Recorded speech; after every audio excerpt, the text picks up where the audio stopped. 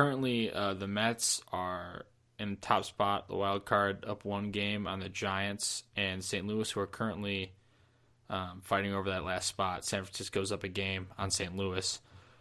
Personally, I would love to see the Mets somehow pull off a win in the wild card game and get to the NLDS just because their rotation is so depleted at this point. Steven Matz just got shut down for the season. So that's definitely a plus. And it seems like all the teams around the Cubs are just breaking down. Yeah. Has your opinion changed on that at all? Who you want to see in the NLDS? It hasn't really changed. I still kind of don't care who they play, honestly. I'll say I maybe don't want to face the Mets just because, I don't know, last year might be in the back of their head, something like that. But overall, whoever they play, they can beat at the end of the day. And so I don't really have a preference at this point. Mm-hmm. I mean, they're clearly the best team on paper Yeah. and the best team statistically. So I'm not extremely nervous either. Are you nervous? I'm nervous just because, that's how I am. Because I'll just always get nervous over the Cubs and the playoffs. I think that most people are. In the back of my head, though, I know that. Sorry, there's an ambulance driving by. I know in the back of my head that they are the best team, like you said, on paper. And if they just play just solid enough baseball, they can win it all.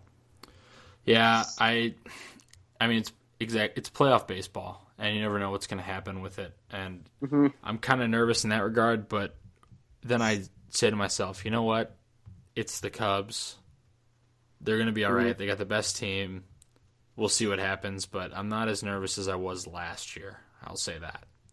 Yeah. I'm still going to be a wreck come next Friday when the playoffs begin. But you know, I'll say this.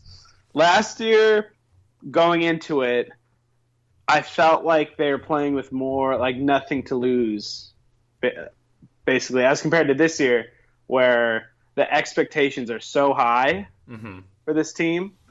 Like no one expected them to rattle off 97 wins and beat the Cardinals, who had an amazing year last year. So it's going to be like a different mindset this year for the Cubs. But I like where their heads are at right now. I feel like everyone's really confident in their abilities, and they know the team as a whole will always pick each other up, and the team as a whole can't be beat when they're playing like that. So, well, you know who can be beat quite a bit nowadays is the Chicago Bears. Oh, yes. So let's transition onto some sadness here. Of course, Bears lose 31-17 on primetime stage once again to the Dallas Cowboys. Second week in a row. Yep. Nothing like it. Dak Prescott, pretty impressive. Two rookie QBs just beating up on the Bears. I wonder if that's ever happened. Two primetime games in back-to-back weeks where they lose to rookie QBs. I wonder if that's ever happened. Yeah, I can't remember anything like that. That'd be one you have to look up specifically, but I wonder if that's happened. It's just been one giant pile of sadness. A lot of injuries, as we know, and just a lot of inconsistent play, and a lot of people just hoping for a high draft pick at this point. That's me right now. I mean, as am I. I would love a high draft pick. But, we still got a lot of games left in the season that we have to 13 games. 13 games. We're not even at a quarter of the season yet. Not even. And we're already talking about April. Draft Town, Philadelphia. Philadelphia. There we go. We'll make I think they could they might get that first pick. I think they could get it.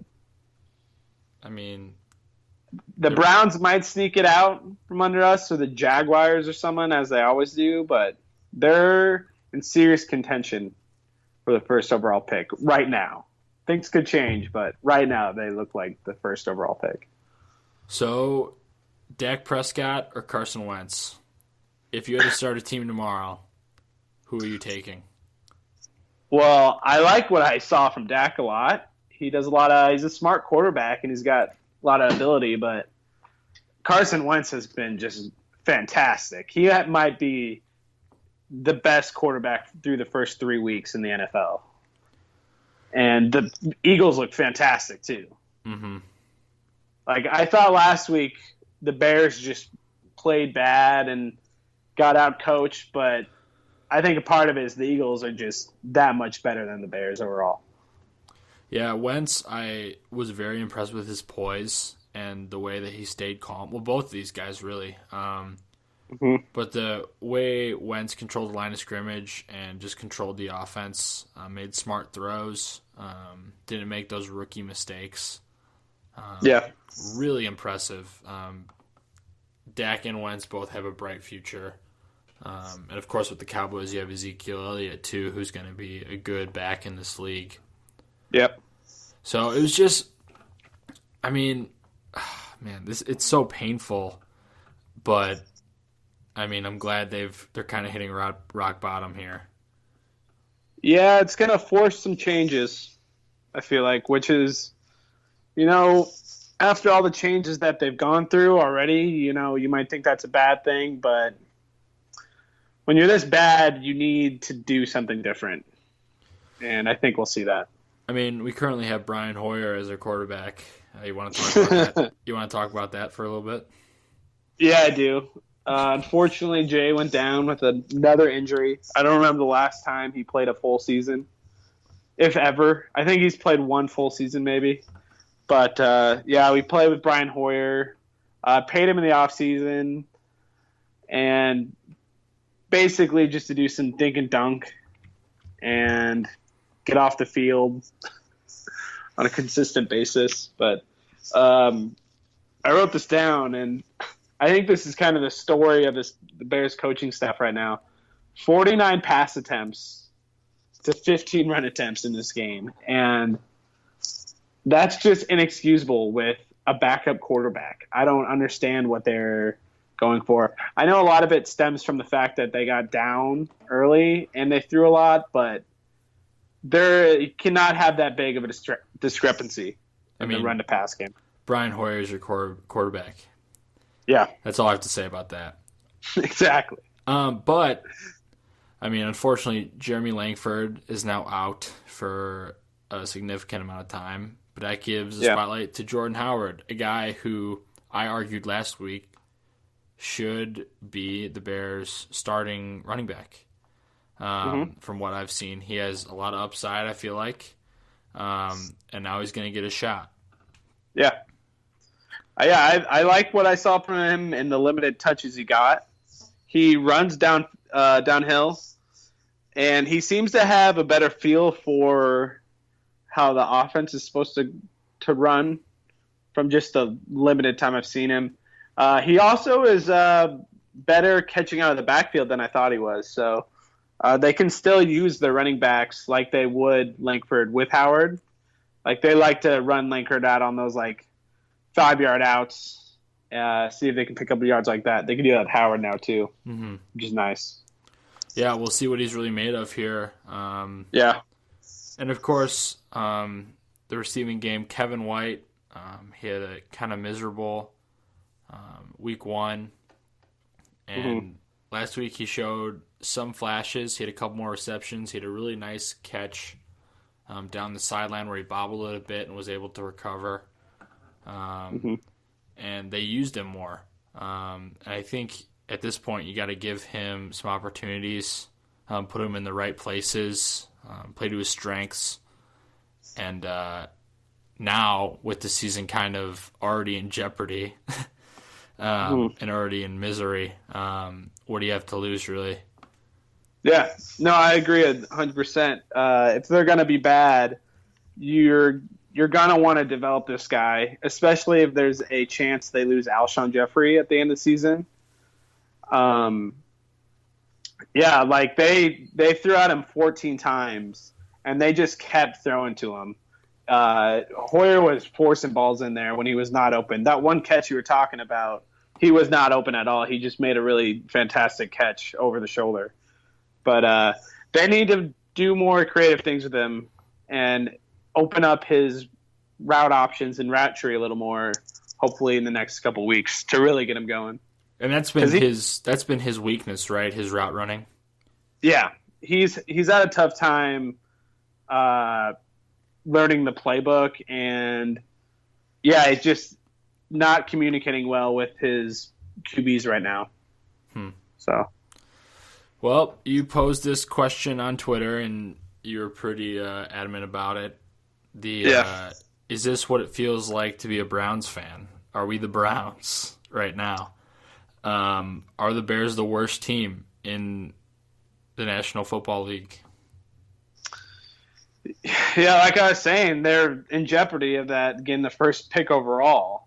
The Browns don't really have a quarterback right now, but their team is at least competitive with the teams they've played so far. The Bears have just not even been competitive whatsoever, unfortunately. I would say they have more talent than the Browns, but the coaching staff is just not working and not meshing. And the Browns at least have some promise with Hugh Jackson and whatnot, but this is just so sad.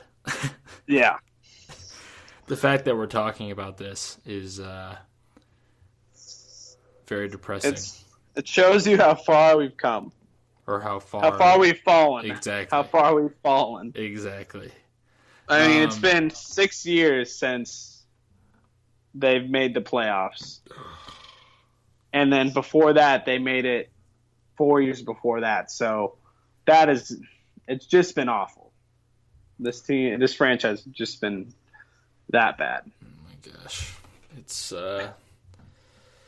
before we talk about ultimate demise and getting the number one pick, because I think we're kind of jumping the gun on that possibly a little bit, even though we want it to happen. And I have a feeling we're going to be talking about it for a long time. Let's just look forward to this upcoming week. They have the Lions. They haven't won a game in Detroit since 2012. Yeah. That's something else. And then, of course... Let that marinate for a second. 2012.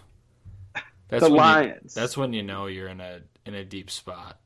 Yeah, absolutely. And then their quarterback situation is still the same with Matt Stafford. They lose Calvin Johnson, obviously. But I still don't feel overly confident going into this game. What are you feeling? No, I feel the same way. I don't know what Jay's status is yet. They just put Kyle Fuller on IR, and they still have so many injuries. They even have more injuries this week. I don't see a situation where they'll be able to win this game. Yeah, neither do I really. I'll go ahead and throw a 24-14 Lions win prediction out there for you.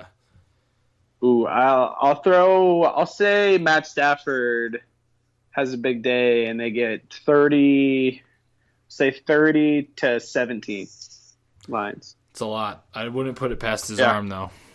Yeah. They've been airing it out this year, and our secondary is not good and really beat up, so we are not good. But who knows? We are not good. Yeah. Definitely not. Oh boy. Oh boy. Yeah, it's just one big downward spiral, my friend. Yeah, unfortunately. Nothing going on right now, and looking ahead, there's nothing really to look forward to. All we have to look forward to is the possibility of getting a new QB. That's what we're looking forward to right now. The era of Jay is looking like it is at its end. It's coming to a sad ending. That's sad. To a sad. to a pretty sad career.